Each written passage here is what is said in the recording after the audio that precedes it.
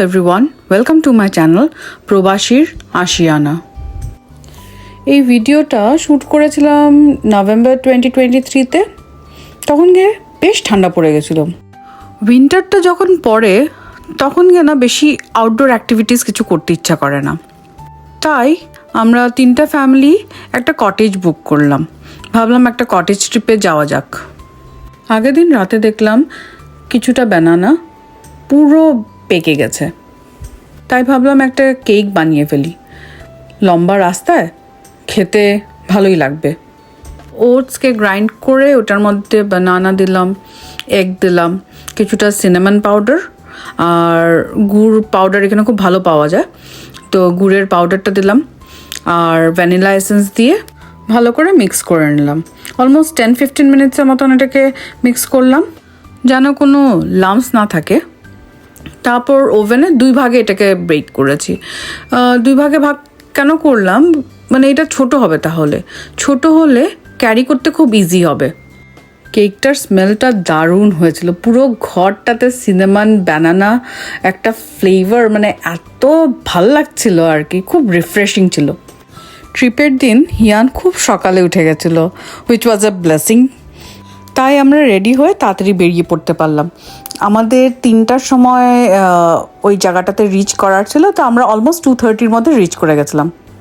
যখন আমরা বেরোলাম তখন গিয়ে খুব ক্লাউডি ছিল আর কি, কিন্তু রাস্তাটা এত সুন্দর, এত ভাল লাগছিল ড্রাইভটা। তো হিয়ান তো উঠেই ঘুমিয়ে পড়েছে, তো আমি আর সৌরভ মিউজিক চালিয়ে বেশ এনজয় করলাম রাস্তাটা। আর এত সুন্দর হাওয়াটা ছিল, আমরা একটুখানি সময়ের জন্য জানলাটাকে ডাউন করেছিলাম, খুব ভালো লাগছিল হাওয়াটা, একদম ফ্রেশ ঠান্ডা একটা হাওয়া ছিল। লম্বা ট্রিপে বেরোলে দেখবেন খুব খিদে পায়, তো আমাদের টিম হর্টন যেটাতে ড্রাইভ থ্রু আছে, তো আমরা ড্রাইভ থ্রুতে চলে গেলাম। আর ড্রাইভ থ্রুর আরেকটা রিজনও ছিল এই ট্রিপটাতে, যদি গাড়িটা থামে তাহলে হিয়ান উঠে পড়বে। হিয়ান উঠে গেলেই আমাদের প্রচণ্ড ডিস্টার্ব করবে। তাই ড্রাইভ থ্রু থেকে আমরা কফি আর বার্গার নিয়ে আমরা আবার রাস্তায় বেরিয়ে পড়লাম। অনেক চেষ্টা করলাম হিয়ান যেন না উঠে, বাট কোনো লাভ হলো না। ফাইনালি হিয়ান উঠেই গেল, কেন কি গাড়িটা স্লো ছিল।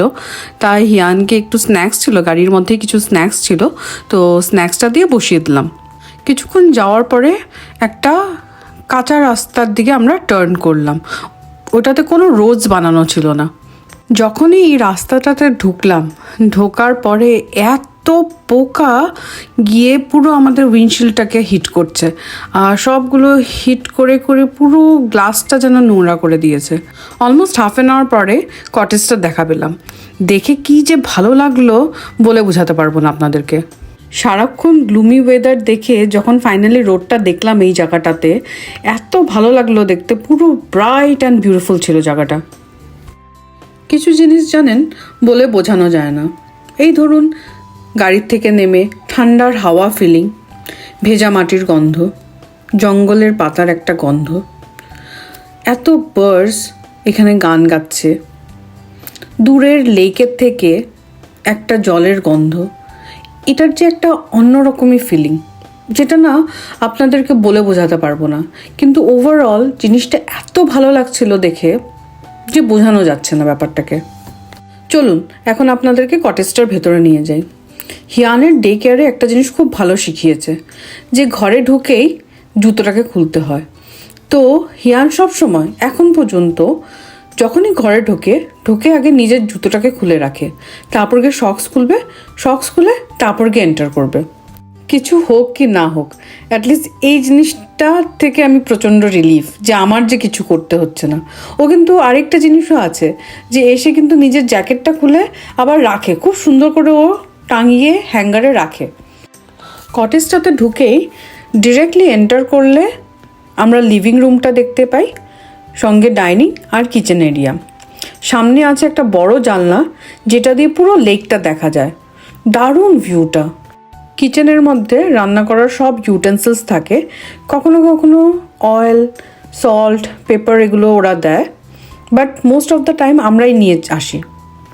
এটা হলো একটা বেডরুম, যেটাতে কুইন বেড আছে, একটা ছোট্ট একটা ক্লজেট আছে, আর একটা ড্রয়ার সেট আছে। দেখছেন রক্সি কিরকম করে ঘুরে বেড়াচ্ছে, ও তো সুপার এক্সাইটেড। কারণ ধরুন সারাদিনই ঘুরে বেড়াতে পারবে, সারাক্ষণ বাইরে যেতে পারবে, যখন ইচ্ছা তখন গিয়ে বেরিয়ে যেতে পারবে, তাই রক্সি খুব এক্সাইটেড থাকে এইগুলো ট্রিপে। চলুন আপনাদেরকে একটু এখন বাইরেটা দেখিয়ে দিই। দূরে দেখছেন কয়েকটা বোট রাখা আছে, ওইগুলোকে এইখানে কায়াক বলে। সামারে ওইটা ইউজ করা যায়, উইন্টারে তুলে রাখে। বেশি আইডিয়া নেই যদিও, বাট আমি গেস করছি উইন্টারে জলটা খুব ফ্রিজিং ঠান্ডা থাকে, প্লাস ওইখানে জায়গার ওয়াটার বডিজগুলো আইস হয়ে যায়, তাই বোধহয় উইন্টারে ইউজ করতে দেয় না, লাইফ রিস্কিং হয়ে যেতে পারে। তো আমাদের অন্য বন্ধুরাও হাফ অ্যান আওয়ার মধ্যে পৌঁছে গেছিলো। আফটারনুনটা আমরা সবাই যে যার মতো রেস্ট নিয়েছিলাম, আর ঘরে বানানো স্ন্যাক্স, কেক আরও কিছু ছিল, ওগুলো খেলাম, একটু চাও বানিয়ে নিয়েছিলাম। বিকেলবেলার দিকে আমাদের বন্ধুর কটেজটাতে গেলাম। তা আমরা প্রি প্যাক করে আনিয়েছিলাম। বাইরের ডিনারটা বাচ্চারা খেতে পারবে না, তাই আমার ফ্রেন্ড বলল যে ও নিজেই বাচ্চাদের জন্য একটা চিকেন স্টিউ বানাবে। চিকেন স্টিউটা যা দারুণ বানালো, সব ভেজিস দিয়ে পাতলা করে একটা ঝোল। বাচ্চারা খুব এনজয় করলো খাওয়াটা, কোনো কমপ্লেন না করে খেয়ে নিল। আপনারা তো সবাই জানেন বাচ্চাদেরকে খাওয়ানো একটা বিরাট বড় কাজ। বাচ্চারা যদি খাওয়াটা কমপ্লেন না করে, ঝামেলা না করে খেয়ে ফেলে, মনে যে কতটা শান্তি ওটা আর বলে বোঝানো যায় না। এখন বড়দের আসর জমলো, হাসি ঠাট্টা, খাওয়া দাওয়া, দারুণ মজা করলাম রাতটা। নেক্সট ডে মর্নিং ভিউটা দারুণ ছিল। বাইরেটা দেখছেন পুরোটা সাদা হয়ে আছে, ওইগুলো কিন্তু ডিউ ড্রপস। বাইরেটা তো বেশ ঠান্ডা, তো ডিউ ড্রপসের উপর দিকটা হালকা ফ্রিজ হয়ে গেছে, তাই পুরো জায়গাটা পুরো সাদা লাগছে। আর রোদের আলোটা যখন পড়লো, দারুণ একটা শাইন করছে। আপনাদেরকে চলুন একটু সামনের দিকে দেখিয়ে আসি। এখন কিন্তু বাজে সকাল 5:30। হিয়ান খুব তাড়াতাড়ি উঠে যাওয়ার জন্য আমরা এই ভিউটা দেখতে পারলাম। ওই দিন সকালবেলা একটা কাণ্ড হলো।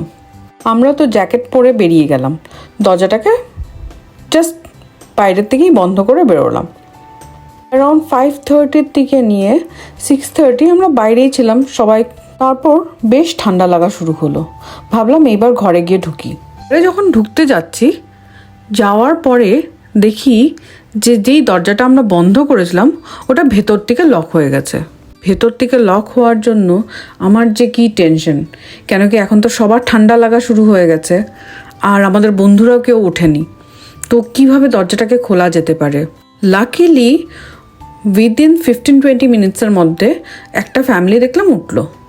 ওঠার পরে ভাবলাম ওদের বাড়িতে গিয়েই বসি। ঠান্ডা এত লাগছিল যে কোনো আইডিয়া পাচ্ছিলাম না যে এই ঘরটাকে কিভাবে খোলা যেতে পারে। সকাল সকাল হিয়ানের ডাইপারও চেঞ্জ করিনি, না ব্রাশ করেছি, আর সব খাওয়া দাওয়া ঘরের ভেতরে। ওরা উঠে যাওয়াতে আমাদের একটু সুবিধা হলো। ওদের বাড়িতে বসে একটু গরম জল খেলাম, হিয়ানকে একটু গরম জল খাইয়ে আমাদের চাটা ব্রেকফাস্ট ওখানেই করলাম। তারপর আমরা কল করলাম এই প্রপার্টির যে সুপারভাইজার ছিল ওনাকে। উনি আবার বললেন উনি আবার প্রপার্টিতে নেই, উনি আছেন একজনের বিয়েতে। তখন জিজ্ঞেস করলাম আপনি কখন আসবেন? বলল আস্তে আস্তে দুপুর 1টা হবে। আমার যে কি টেনশন শুরু হলো, কি করব, কারণ সবাই সবার নিজের খাওয়া দাওয়া নিয়ে এসেছিল, আর একজনের এখানে বসে ওদের একটা লিমিটেড গ্রসারি ছিল, ওই গ্রসারিজ থেকে খাওয়া মানে একটু অসুবিধা লাগছিল। যদিও দূর দেশে এগুলো কোনো বড় ব্যাপারই না, সবাই সবাইকে হেল্প করার জন্য এসে পড়ে। তাও সব কিছু ভালোই ম্যানেজ হলো। হওয়ার পরে উনি আসলেন, এসে আমাদের দরজাটাকে খুললো। একটা বিরাট বড় শিক্ষা হলো, নেক্সট টাইম এরকম কিছু দরজা থাকলে আমরা বাইরের থেকে একটু খুলে বেরোবো। দুপুরটা আমরা খুব টায়ার্ড হয়ে গেছিলাম, তাই আমরা আর বাইরে বেরোলাম না। একবারে বিকালে গিয়ে আমরা সবার সঙ্গে গিয়ে দেখা করলাম। বিকেলে যা ঠান্ডা পড়লো আমার আর বেরোতে ইচ্ছা করলো না, কিন্তু হিয়ান, রক্সি আর সৌরভ ভালোই এনজয় করছিল। রক্সি তো এখান থেকে ওইখানে দৌড়াদৌড়ি করছিল, হিয়ানও চারিদিকেও দৌড়াচ্ছিল রক্সিকে নিয়ে। বিকাল হলেই জানেন ওনারা এই লাইটগুলো অন করে, কি যে ভাল লাগে জায়গাটা। পুরো রাত্রে এটা অন থাকে, অলমোস্ট রাতে 2টো পর্যন্ত। দেখুন কি ছুটে বেড়াচ্ছে দুজনে।